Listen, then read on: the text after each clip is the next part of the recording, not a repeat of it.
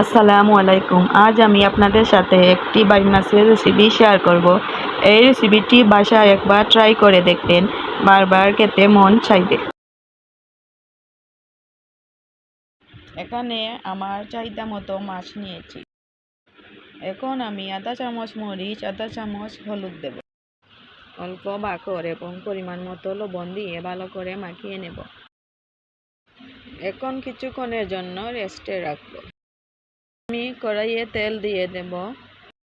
এখন আমি অপেক্ষা করব তেল গরম হওয়া পর্যন্ত। এখানে আমি নিয়েছি পেঁয়াজ, কাঁচামরিচ, রসুন বাটা, আদা বাটা।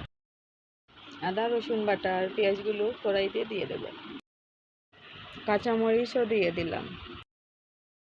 পেঁয়াজ মরিচগুলা ভালো করে ভেজে নেব একটু সময় নিয়ে। আমি পেঁয়াজগুলাকে লো হিটে ব্রাউন করে ভেজে নিয়েছি। তো পেঁয়াজ ভাজা হয়ে গেছে। এখন হলুদ দিয়ে দেবো 1 চামচ, মরিচ 1 চামচ, বাকারের গুঁড়ো 1 চামচ, লবণ দিয়ে দেবো। দিয়ে ভালো করে নাড়াচাড়া করে নেব।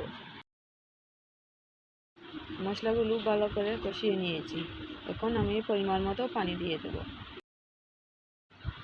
একটু নাড়াচাড়া করব। কিছুক্ষণের জন্য ঢেকে রেখে দেব। মশলাগুলো ভালো করে কষানো হয়ে গেছে। তো এখানে আমি টেস্টের জন্য অল্প পরিমাণে লেবুর রস দিয়ে দেব। আমি মাছগুলোকে কষানো মশলায় দিয়ে দেব। এখন আমি ভালো করে নাড়াচাড়া করে নেব। তো দেখেন এখন কত সুন্দর কালার আসছে। কিছুক্ষণ আমি নাড়াচাড়া করেছি। এখন আমি ঢাকনা দিয়ে ঢেকে দেব। মাছের সাথে মশলাটা কষা হয়ে গেছে। এখন পরিমাণ মতো পানি দিয়ে দেব। তো একটু নাড়াচাড়া করে 10 মিনিটের মতো ঢেকে রাখবো।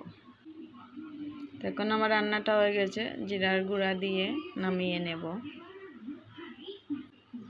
তো দেখেন আমার রান্নার লুক কত সুন্দর একটা কালার এসছে। আশা করি বাসায় একবার হলেও ট্রাই করবেন। ভালো থাকবেন। আমার চ্যানেলটাকে সাবস্ক্রাইব করবেন নতুন নতুন ভিডিও পেতে।